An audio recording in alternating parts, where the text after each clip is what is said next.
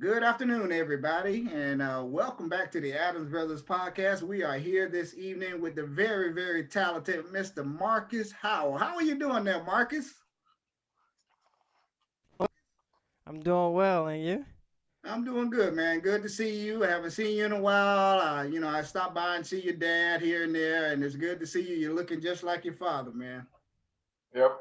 Yes, All right, so let's jump right definitely, on in. definitely. You're a saxophonist, and you play the saxophone, and you play it very, very well. I've seen you on a number of occasions play that saxophone, man. You could blow. Uh, what got you into playing the saxophone, and in what age did you start playing the saxophone? Oh wow. So I started playing the saxophone at the age of 8. I was in a, I was in the third grade, and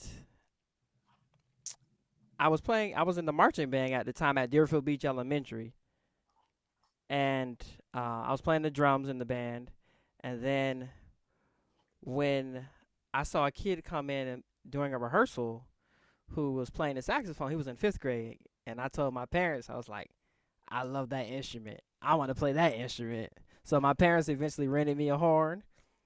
They told the music teacher at the time there, and my parents rented me a horn, and I started playing my saxophone in the band.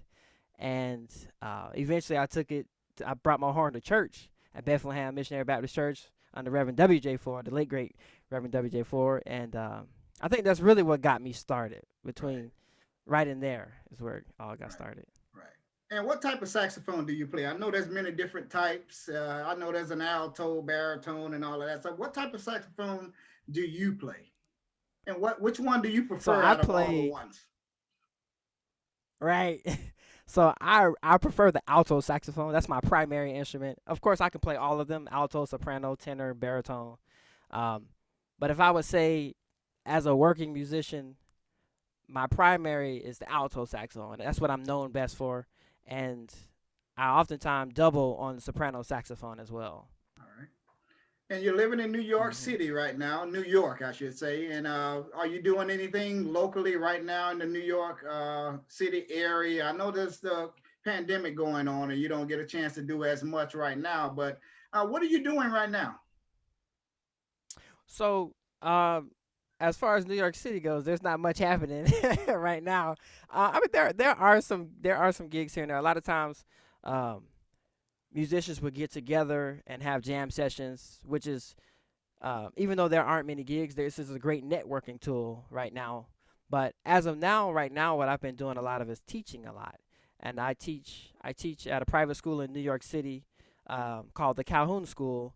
Right. I teach there 5 days a week, and um, I also work where I teach with the Stanford Jazz Workshop, which is a year-round program and also a summer program through Stanford University through their jazz department, and also have my own private studio where I teach private students. So teaching has really been my main thing right now, outside of playing. And when I am in New York and outside of a pandemic, I play on a regular with the Count Basie Orchestra, which is a legendary band who's been around for 85 years, Wow.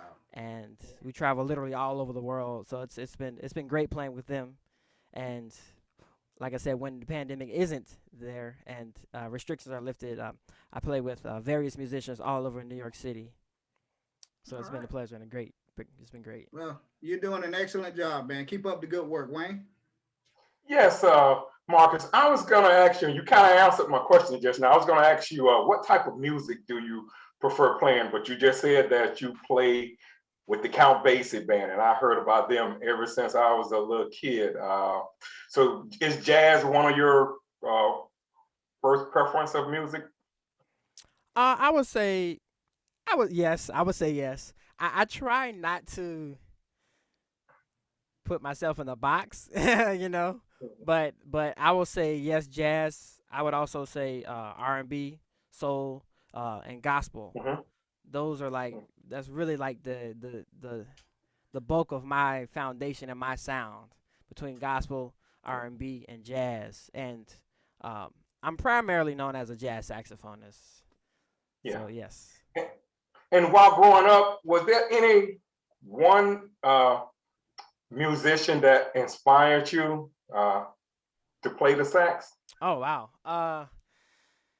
Coming up, I had okay. It's hard to always give one, but I'll give one, and then I'll give you like the core of my sound. So my main influence has always been Cannonball Adderley, Mhm. and for those of you that don't know, and if you don't haven't heard of Cannonball Adderley actually, he's from the South Florida area. He was born in Tampa, Florida, and he actually taught at Dillard High School, my alma mater, and then he eventually moved to New York City. But he's one of my favorite saxophone players, and two others are a great saxophonist named Charlie Parker and another named Johnny Hodges. Charlie Parker was a pioneer of the bebop style in the 1940s, and Johnny Hodges played for 50 years with Duke Ellington. Mhm. So those are Yeah, my 'cause main influences. yeah, I really thought you was probably gonna say someone like mm, Kenny G. I thought you was probably gonna say, he. Well, that's the question. Who is your favorite sax player right now? Oh, That's that's a great performing question. right now. So though the ones I mentioned before is like my core, but Right. today probably my favorite saxophonist is probably Kirk Whalum. Yeah, I Kurt love Whalum He's his is good. music. Kirk Whalum, Yeah, him and Gerald Albright are probably Gerald my. Albright. Those are Yep. my those like current players. Those are my two favorite that I just lean on so much. Yeah, I think Gerald Albright. I believe he was part of the Manhattan, the group, the Manhattans, Mhm. one time, if I'm exact. I I believe so. I have to double check on Yeah. it, but yeah, and he also plays some incredible bass as well. Oh, I'm a true jazz fan, and Oh yeah. I remember we used to have a station here. I believe it was like 93.4 here in South Florida back in the days, and all they played was jazz. And I went from Hot 105 to I think 93.4, the jazz station. 93.9, I But think it was, Uh something like huh. that. yeah, something like that. Yeah, yeah. But I mean, Yeah. I'm a true jazz fan, like you say, Kirk Whelan and Albright, and I love Kenny G's music. I Oh mean, yeah. I could just put that music on and I can Mhm. be doing my work, and that'll help me do all my work. Just listening to those sounds of jazz. Definitely. Uh, Definitely. Definitely. yes.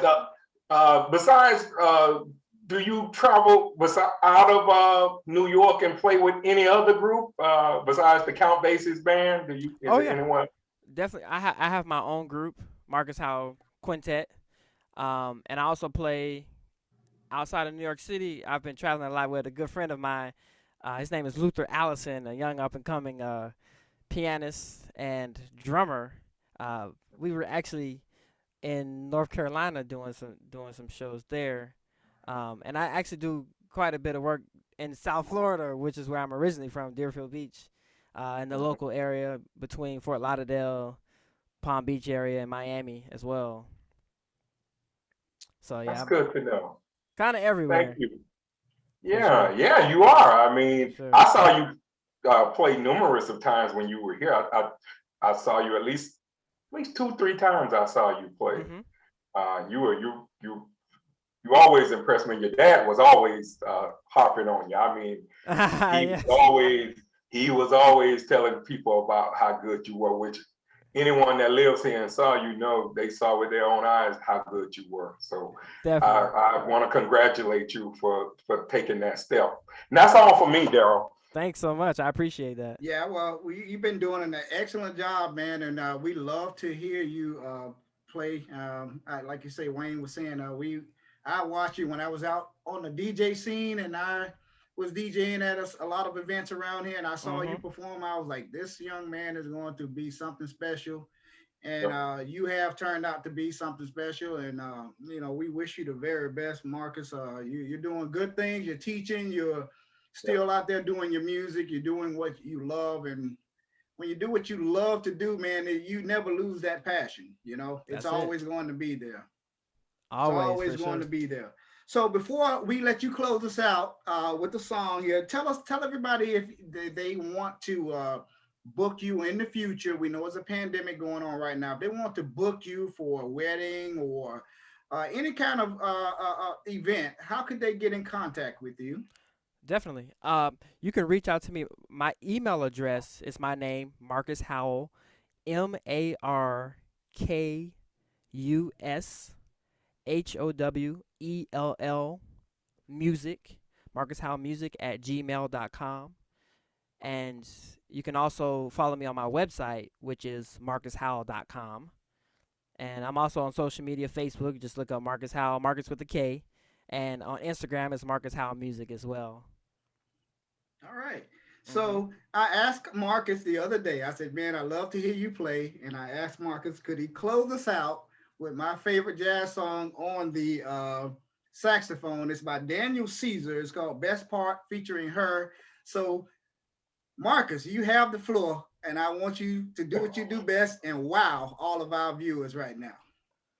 Definitely, for sure. My pleasure.